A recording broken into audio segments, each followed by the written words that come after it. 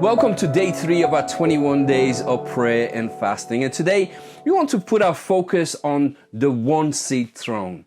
Let's start by reading part of our passage for today from Deuteronomy chapter 10, verse 12 to 13, which reads, "And now Israel, what does the Lord your God ask of you? But to fear the Lord your God, to walk in obedience to him, to love him, to serve the Lord your God with all your heart, with all your soul, and to observe the Lord's commands and decrees that I'm giving you today for your own good." Listen to what he said. Walk in the fear of the Lord your God, to walk in the obedience to him. Why? For your own good. You see, walking in the fear of the Lord means you're allowing God to be in control of the steering. You know, we walk in the obedience of him because he alone knows what's best for us. It's for our own good. God is looking for people who are willing to walk in the obedience of his word. Listen to what it says in Isaiah 66 verse 2. "Has not my hand made all these things? And so they came into being, declares the Lord.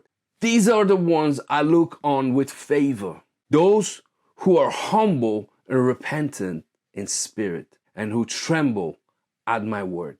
I'm reminded of a song that was titled "The Bible, Basic Instruction Before Leaving Earth." I like that. And in the book of Acts, we can see how the church is growing fast. And I'm not surprised to read that the devil had to get involved. He was doing all his power to stop the church growth. And we are told that he entered this couple. We can see the most frightening, but one of the most important stories in the early church recorded. It follows the story of chapter 4 that shows us that all the Christians in the early church decided for themselves to sell all their possession and to share the money among themselves. They believed that nothing they had was their own. Everything belonged to God. And for this reason, they were choosing to share everything they had with each other. No one was forced. Listen, no one was forced. It was their own choice. And then in chapter 5, you're introduced to this couple, Ananias and Sapphira. The Bible tells us that they decided to sell a piece of the property and they decided to give some of the money to God's work. I mean, that's all good, except they decided to lie to church.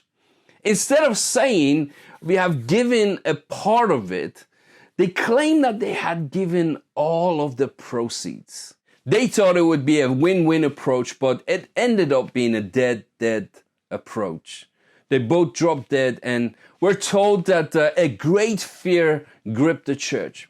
I'm not surprised, that the fear gripped the church. Can you imagine such thing today? I mean, it would get everyone really serious with their approach to God, right? But what was their sin? Their sin was thinking they could lie to God and to his church, claiming to be all in when they were literally in for it for their own egos. They were in for it for their own comfort and their own reputation, and they thought they could share the throne with God. But instead, they discovered it's a one-seat throne. The sad truth is we all have a little bit of an Ananias and Sapphira in us. We want to look better than we are. Obedience applies not only to our outward actions, but also inward motives. How often do we lie to God and his church and portray ourselves as being all in, when in reality we're all still on the throne? We will take God's advice and direction sometimes, as long as we don't have to give up the steering wheel. You see, we love to sing songs like "I Surrender All" when we should really be singing "I Surrender Some." Maybe you have tried to live your life on your own terms. Maybe you have never really given your heart to Jesus, or maybe you did, but only for a short time. Then you snatched back the control and now you navigate life on your own terms. I want to tell you that navigating life on your own terms will always end up in a crash, either emotionally, either physically or mentally, but always spiritually. The Christian life is one of constant submission of our ways to the Lord's ways. It's often a tug of war between letting Jesus take the wheel in our life and wrestling it away from Him, thinking we know better than He does, and thinking we know what's best for us. There can only be one person on the driver's seat. You can't have two people driving. You will crash. And I want to tell you, it's exhausting to try always to be in control. Jesus wants us to rest in the assurance that He has everything under control. God is our hope and promise.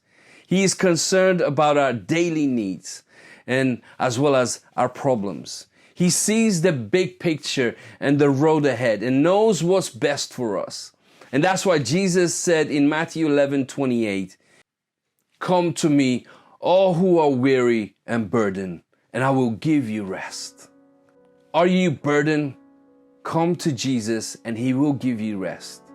You see, we can only truly see a genuine transformation by daily saying, "Jesus, take the wheel.